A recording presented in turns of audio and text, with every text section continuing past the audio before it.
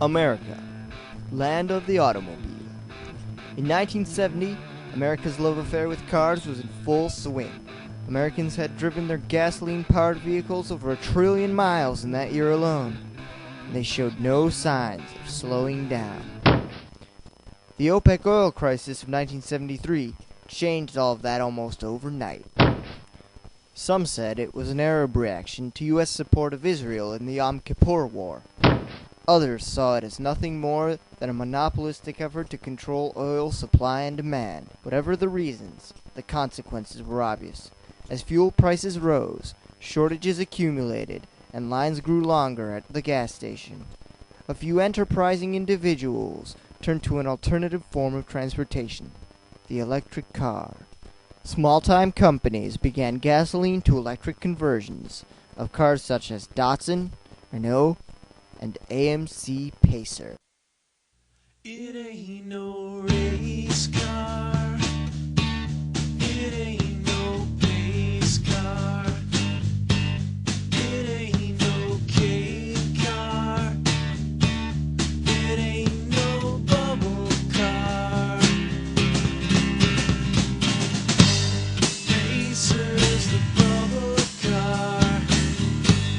Pacer's the bubble car. Pacer's the bubble car. Alright.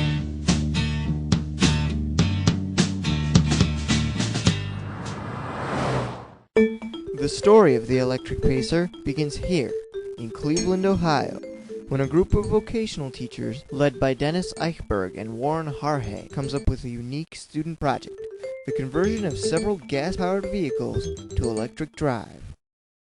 Out of this simple student initiative would emerge the Electric Vehicle Association, or EVA. This company would prosper throughout the 70s, converting, marketing, and selling not only every Pacer model, including the wagon, but also electric conversions of Ford Fairmonts and Escorts. Unfortunately, the end of Pacer production in 1980 also meant the end of EVA. With no other supplier of parts for their flagship vehicle, the Change of Pace electric Pacer ceased production in 1980, and the company itself went out of business shortly thereafter.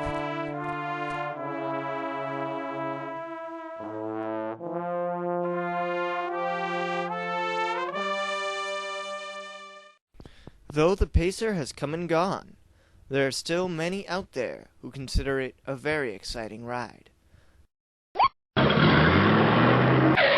Like its gasoline-powered contemporary, the electric Pacer was a very exciting vehicle to drive.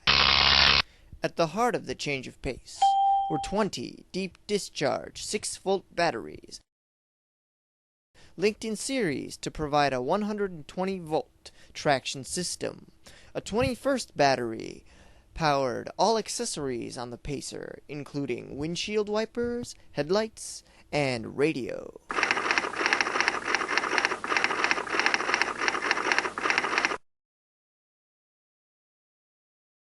The battery charger installed on board could accommodate both 110 and 220 volt AC power systems.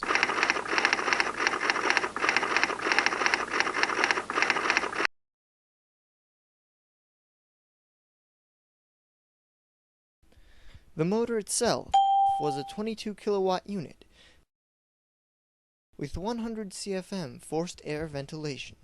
Next to the engine was a gasoline heater integral to the car's ventilation system. This heater was refilled via a nozzle in the car's gas tank. The car was equipped with front dual hydraulic disc brakes and drum brakes in the rear, as well as a cable-operated handbrake. Because of the weight of extra components, the Change of Pace was slightly heavier than your regulation Pacer, weighing it at 4,150 pounds versus 3,200 on the standard model. Although the weight gave the Change of Pace a smoother ride, a beefed-up suspension system had to be installed to accommodate this extra load. To assist with weight distribution, the change of pace came standard with steel-belted radial tires, as opposed to the standard bias ply. With all this, as well as rack and pinion steering, optional automatic or manual transmission, as well as a host of other optional features available, the change of pace electric pacer was truly a great vehicle with great performance.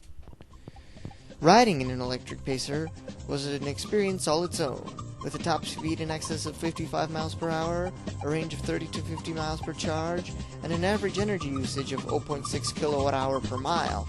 The change of pace was an ideal vehicle for the average commuter.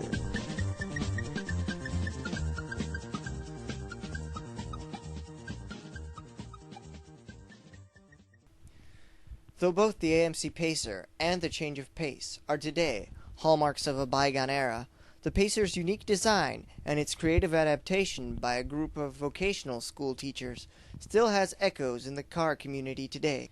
The Pacer's curves can be seen in modern-day sports cars, modern-day sport utility vehicles, and a few places round and about.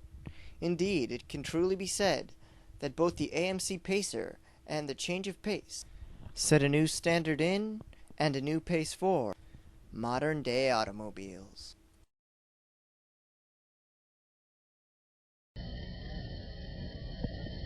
In the years ahead, higher gasoline prices and government regulations will leave car buyers with two choices, small and smaller. The choice in big cars will be limited. The 1977 AMC model lineup should leave little doubt that small cars are here to stay, and so are we.